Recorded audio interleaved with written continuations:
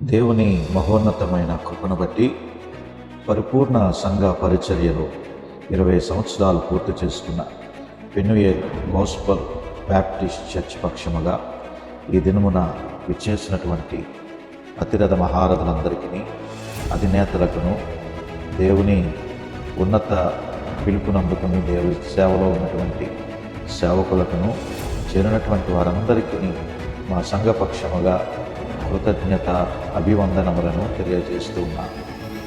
ప్రియా దేవుని బిడలారా, దేవుని మహోన్నతమైనటువంటి కృపను బట్టి ఈ సువార్త పరిచర్య అనేక సంవత్సరాల నుండి కొనసాగించడానికి దేవుడు కృప చూపించి ఉన్నాడు.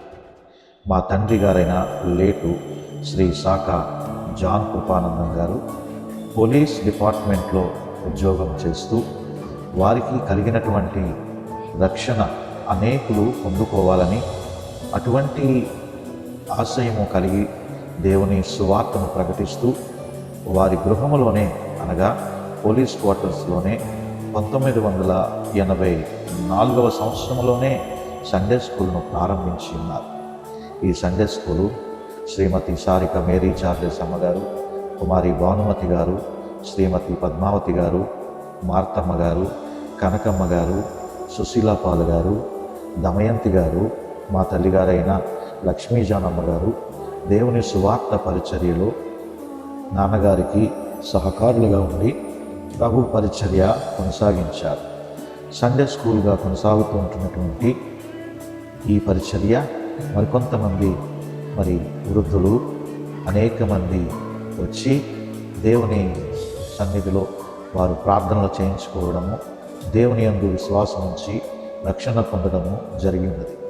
రక్షణ పొందినటువంటి వారిని మా తల్లి సంఘమైనటువంటి కల్వరీ బ్యాప్టిస్ట్ సంఘంలో బాప్తిస్మములు ఇచ్చుట జరిగి ఉన్నది.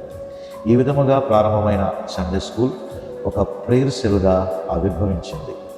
నాన్నగారు శాఖ జాన్ కృపానందం గారు పోలీస్ డిపార్ట్మెంట్లోనే పనిచేస్తూ ప్రతి శుక్రవారం మధ్యాహ్నం 2 గంటల నుండి 5 గంటల వరకు ఉపవాస ప్రార్థనా కూడిక ప్రేయర్ సెల్ను ప్రారంభించి దాన్ని నిర్వహించి ఉన్నారు.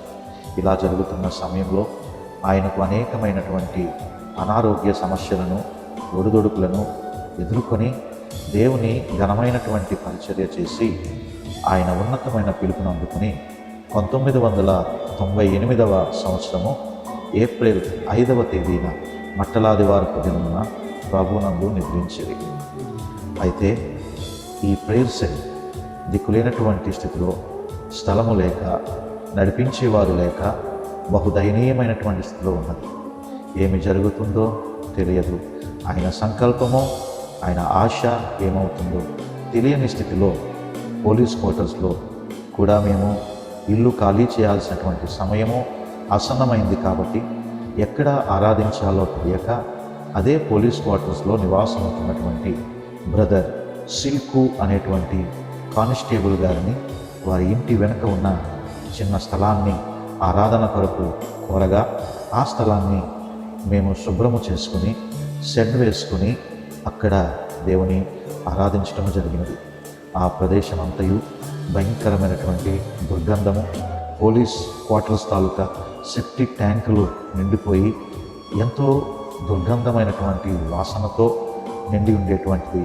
ఆ కాలువ పక్కన దేవుని ఆరాధించడానికి మేము పాత రేకులతోనే, పాత తాటిపట్లతోనే మేమే కార్మికులుగా ఉండి ఆ షెడ్ వేసుకుని ఉన్నాం.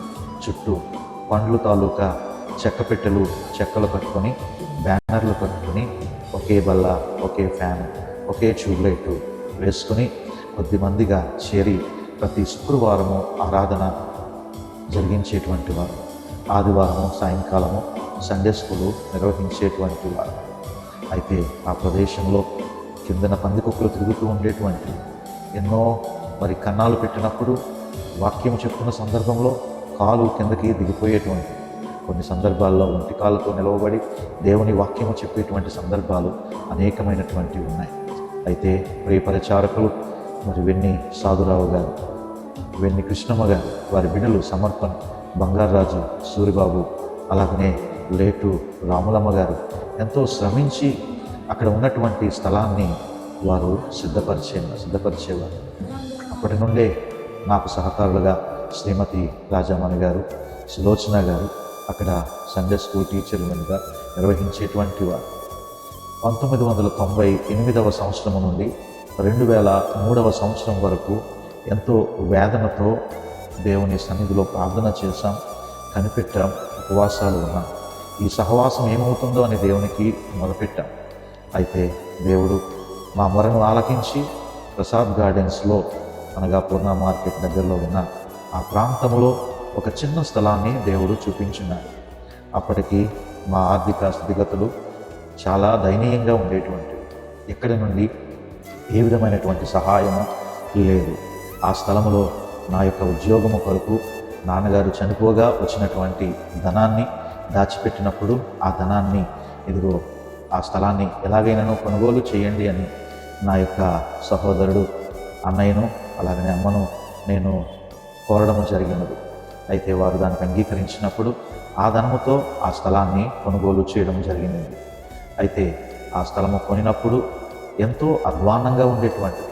చుట్టూ గోడలు లేవు, గచ్చులు లేవు. ఆ పాత కారిపోతున్నటువంటి జంగు పట్టినటువంటి రేకులు కలిగినటువంటి షెడ్డు, ఒక మనిషి అంత లోతుగా ఉన్నటువంటి ప్రదేశం అది. అయితే సంఘ విశ్వాసులే ఒక సైనికులుగా పనిచేసి మాకు ఉన్న వనరులతోనే ఆ ప్రార్థనా స్థలాన్ని శుద్ధిపరుచుకున్నాం. తరువాత మాకు ఆర్థిక సహాయం చేసి 10,000 రూపాయలు శ్రీమతి విజయరత్నం అమ్మగారు ఇచ్చినప్పుడు దానికి గచ్చులు చేయించుకొని దేవుని మహిమార్థమై ఒక చిన్న మందిరముగానే దాన్ని సిద్ధపరచుకోవడము జరిగింది. ఆ రేకుల షెడ్లోనే దేవుని ఆరాధించి ఉన్నాం, దేవుని గణపరిచి ఉన్నాం. ఇదే సమయంలో కొంతమంది ఆ స్లమ్ ఏరియాలో ఉన్నటువంటి పిల్లలకు ఉచితముగా తక్కువ ఫీజులు పెట్టి ఆ ఇంగ్లీష్ మీడియంలో స్కూలు నిర్వహించేటువంటి వారు. చాలామంది పిల్లలు అక్కడ చదువుకుని ప్రయోజకులయ్యారు. అదేవిధముగా నేను ఏఎంజీలో కూడా అడ్మినిస్ట్రేషన్ సూపర్వైజర్గా పనిచేసి ఆ వచ్చేటువంటి ధనముతో కూడా పరిచర్యలో ఉపయోగించేటువంటి వాడు. ఈ రీతిగా కొనసాగుతూ ఉంటున్నప్పుడు దేవుని మహోన్నతమైనటువంటి కృప ద్వారా దాన్ని కట్టాలనేటువంటి ఆశ కలిగినప్పుడు ఆ స్థలంలో బాల్కనీ వేసి నిర్మించాలని అప్పటి ఆత్మీయ తండ్రి శ్రీ ఆల్బర్ట్ గారు ప్రోత్సాహంతో ఆ కార్యము చేయుటకు తలపెట్టడము జరిగినది. అయితే దాతృత్వము కలిగినటువంటి విశ్వాసులు వారి గుప్పిలను విప్పి దేవుని కార్యము చేయుటకు చేయూతనిచ్చి ఉన్నారు. ఎక్కడ నుండి మాకు ఏ విధమైనటువంటి ఆర్థిక సహాయం లేదు. ఇలా సిద్ధపరచబడినటువంటి దేవాలయము ఆనాటి బ్యాప్టిస్ట్ ఫీల్డ్ కౌన్సిల్ వారి యొక్క ఆధ్వర్యంలో డాక్టర్ పిఎస్ఎస్ సింగ్ గారి యొక్క చేతుల మీదుగా రెవరెండ్ జి ఐజియా గారి యొక్క అధ్యక్షతన reverend doctor K David Victor గారి యొక్క ప్రతిష్ఠ ప్రార్థనతో శ్రీ ఎం జోసఫ్ గారి యొక్క ప్రార్థనతో ఆ యొక్క సంఘాన్ని 2005వ సంవత్సరము డిసెంబరు 16వ తేదీన పరిపూర్ణమైనటువంటి సంఘ పరిచర్య చేయుటకు నన్ను ప్రతిష్ఠించి పెనుయేల్ గాస్పల్ బ్యాప్టిస్ట్ చర్చ్గా ఆవిర్భవించింది. దేవుని పరిచర్యలో విశ్వాసముకు కర్త అయినటువంటి యేసు వైపు చూస్తూ ముందుకు సాగుతూ ఉన్నాను. ఇదిలా ఉండగా దేవుడు మమ్ములను తన కృప మహదైశ్వర్యమును బట్టి ఆయన నడిపిస్తూ ఉన్నాడు. ఇదిగో సంఘ సరిహద్దులను విశాలపరిచినారు. సంఘానికి పక్కనటువంటి ఒక చిన్న స్థలాన్ని మేము కొనుగోలు చేసి సంఘ సరిహద్దులను కూడా విశాలపరచుకోవడానికి దేవుడు సహాయము చేసి ఉన్నాడు. దేవుడు నాకు ఒక మంచి కుటుంబాన్ని దయచేసి ఉన్నాడు.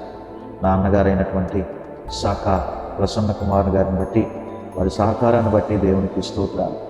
నా గురించి నిత్యము ప్రార్థించేటువంటి నా తల్లిగారు శాఖా లక్ష్మీ జానమ్మ గారిని బట్టి దేవునికి స్తోత్రాలు.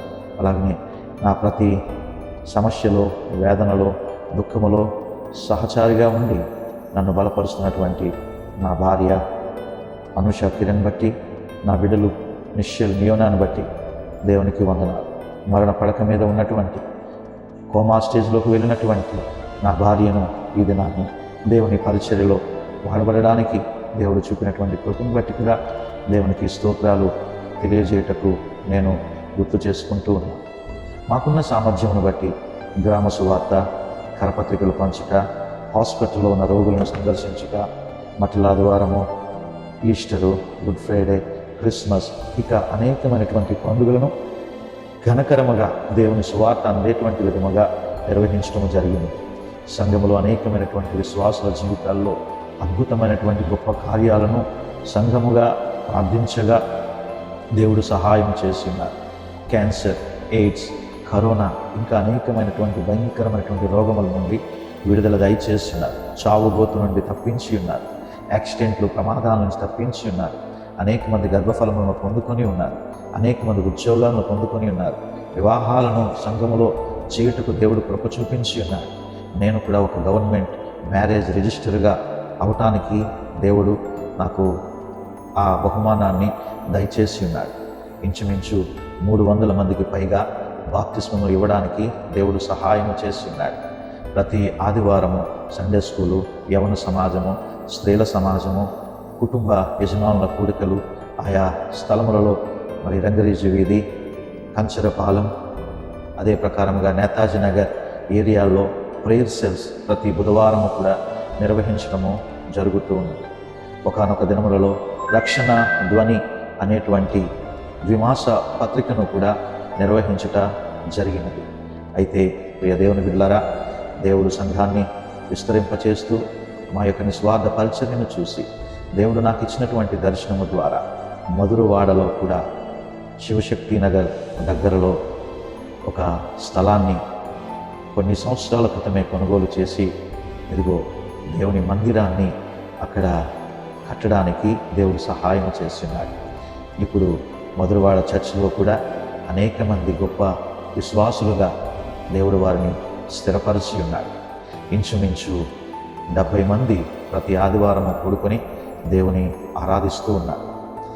దేవుడు ఈ విధముగా గొప్ప కార్యములను మా సంఘాలలో జరిగిస్తూ ఉన్నాడు.